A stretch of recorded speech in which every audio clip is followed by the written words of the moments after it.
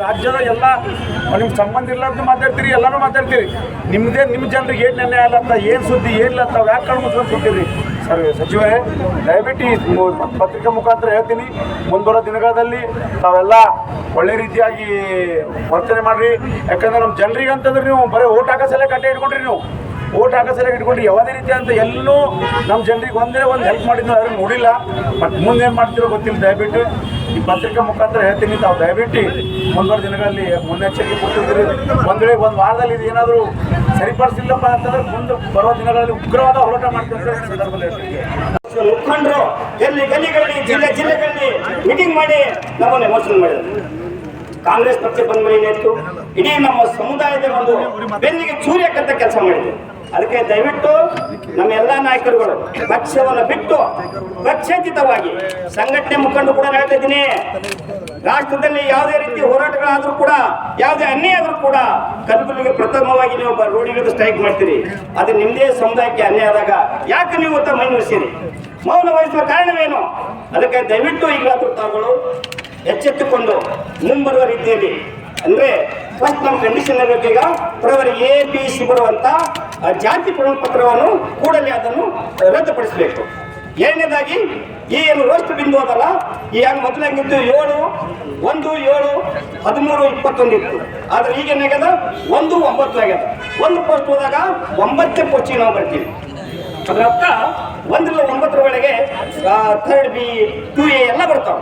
ಅದಕ್ಕೆ ದಯಮಾಡಿ ತಾವೆಲ್ಲರೂ ಹೋರಾಟ ಮಾಡಿ ಇವತ್ತಿನ ಒಂದು ಆರಂಭದಲ್ಲಿ ತರಾತುರಿ ಕರೆದಂಥ ಬೋಧನಕರ್ ಸರ್ ಅವರು ಮತ್ತು ಬದ್ರಿ ಅಣ್ಣವರು ಮತ್ತು ಕೋಣೇಕರ್ ಅವರು, ಲಂಡನ್ಕರ್ ಅವರು ಎಲ್ಲರೂ ಕುಡ್ಕೊಂಡು ಒಂದು ತರಾತುರಿ ಕರೆದು ಕೂಡ ಈ ಕಾರ್ಯ ಭಾಗವಹಿಸ್ತೀರಿ. ಇದೇ ರೀತಿ ಕೂಡ ಮುಂದೆ ಒಂದು ಬೃಹತ್ ಪ್ರತಿಭಟನೆ ಹಮ್ಮಿಕೊಳ್ಳಕ ತಾವೆಲ್ಲರೂ ಕೈ ಜೋಡಿಸ್ತೀನಿ ಹೇಳ್ತಾನೆ. ಕಲಬುರಗಿ ನಗರದಲ್ಲಿ ಬೃಹತ್ ಪ್ರತಿಭಟನೆ ಹಮ್ಮಿಕೊಳ್ಳೋದ್ರ ಮೂಲಕ ಸರ್ಕಾರಕ್ಕೆ ಏನು ಬಲಗೈ ಸಮುದಾಯಕ್ಕೆ, ವಲಯ ಸಮುದಾಯಕ್ಕೆ ಅನ್ಯಾಯ ಆಗ್ತಾ ಇದೆ, ಆ ಅನ್ಯಾಯವನ್ನು ಸರಿಪಡಿಸಬೇಕು, ನ್ಯಾಯವನ್ನು ಕೊಡಬೇಕು ಅಂತಕ್ಕಂಥ ಉದ್ದೇಶ ಇಟ್ಕೊಂಡು ಇವತ್ತು ಹೋರಾಟ ಮಾಡಿರ್ತಕ್ಕಂಥದ್ದು. ಇವತ್ತು ನಾವು ವಲಯ ಸಮುದಾಯದವರು ಯಾವುದೇ ಜಾತಿ, ಯಾವುದೇ ಗುಂಪಿನ ವಿರೋಧಿಗಳಲ್ಲ. ಇವತ್ತು ಕೆಲವರು ವಾದ ಮಾಡ್ತಾ ಇದ್ದಾರೆ, ಅವ್ರು ಭಾಳ ತೊಗೊಂಡಿದ್ದಾರೆ, ಇವಾಗ ನಮಗೆ ಅವಕಾಶ ಕೊಡ್ಬೇಕಂತೇಳಿ. ನಿಮ್ಗೆ ಯಾರು ತೊಗೊಳಕ್ಕೆ ಬೇಡ ಅಂತ ಹೇಳಿದಿಲ್ಲ, ನಿಮ್ಗೆ ಯಾರು ಓದಬೇಡ ಅಂತ ಹೇಳಿದಿಲ್ಲ. ಎಲ್ರಿಗೆ ಸಮಾನ ಅವಕಾಶ ಇತ್ತು ಓದ್ಲಿಕ್ಕೆ, ಅವಕಾಶಗಳು ಪಡ್ಕೊಳಕ್ಕೆ. ಆದರೆ ನೀವು ಓದಿಲ್ಲ, ಮುಂದೆ ಬಂದಿಲ್ಲ, ಅವಕಾಶಗಳು ಪಡ್ಕೊಂಡಿಲ್ಲ, ಅದು ನಿಮ್ಮ ತಪ್ಪು. ಆದರೂ ಅದೇ ನಿಟ್ಟಿನಲ್ಲಿ ನಾವೇನು ಭಾಳ ಮುಂದುವರೆದಿಲ್ಲ. ನಮ್ಮ ಪರಿಸ್ಥಿತಿ ನಿಮ್ಮ ಪರಿಸ್ಥಿತಿ ಒಂದೇ ಅದ. ಆದರೂ ಕೂಡ ನೀವೇನು ಹೇಳ್ತಾ ಇದ್ದೀರಿ, ಅವ್ರು ಮುಂದುವರೆದಾರ, ಅವ್ರಿಗೆ ಸ್ವಲ್ಪ ಕಮ್ಮಿ ಕೊಡ್ರಿ, ನಾವು ಮುಂದುವರೆದೀವಿ, ಹಿಂದುಳಿದಿದ್ದೀವಿ, ನಮಗೆ ಜರ ಹೆಚ್ಚು ಕೊಡ್ರಿ ಅಂತಕ್ಕಂಥ ನಿಮ್ದೇನು ವಾದ ಅದಲ್ಲ, ಅದು ವಿತಂಡವಾದ ಅದ. ನಾವು ಹೇಳಬೇಕಾಗ್ತದೆ. ನಾವು ವಿರೋಧಿಗಳು ಅಲ್ಲಂದ್ರೂ ನಮ್ಮ ಹಕ್ಕಿನ ಪ್ರಶ್ನೆ ಬಂದಾಗ, ನಮ್ಮ ಪಾಲಿನ ಪ್ರಶ್ನೆ ಬಂದಾಗ ನಮ್ಮ ಪಾಲು ನಮಗೆ ಸಿಗಲೇಬೇಕು. ಬೇರೆ ಯಾರ್ದು ನಾವು ಕಿತ್ಕೊಂಡಿಲ್ಲ. ನಾವು ಓದಿದ್ದೀವಿ, ನಾವು ಮುಂದೆ ಬಂದಿದ್ದೀವಿ. Because of doctor Baba Saheb Ambedkar ನಾವು ವಿದ್ಯಾವಂತರಾಗಿರ್ಬೋದು, ಕೆಲವು ಹುದ್ದೆಗಳು ಪಡ್ಕೊಂಡಿರ್ಬೋದು. ಅದು ನಮ್ಮ ತಪ್ಪಲ್ಲ. ಓದದೇ ಇರೋದು, ಮುಂದೆ ಬರದೇ ಇರೋದು ನಿಮ್ಮ ತಪ್ಪು.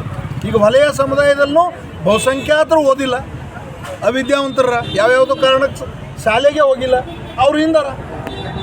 ಅದಕ್ಕೆ ಓದ್ದವ್ರ ಕಾರಣ ಅಥವಾ ಈಗ ಹುದ್ದೆಯಲ್ಲಿ ಇರ್ತಕ್ಕಂಥವ್ರ ಕಾರಣ.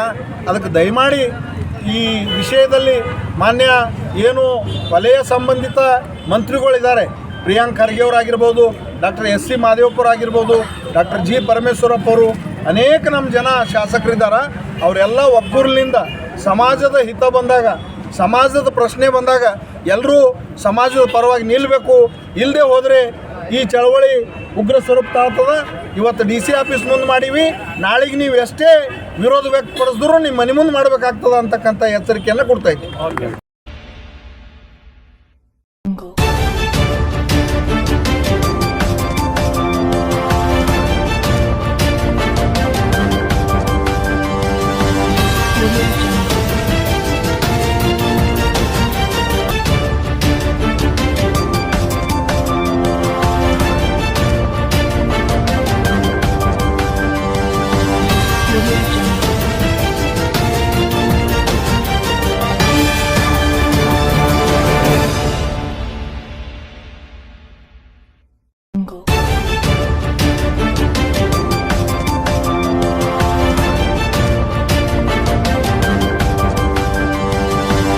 Audio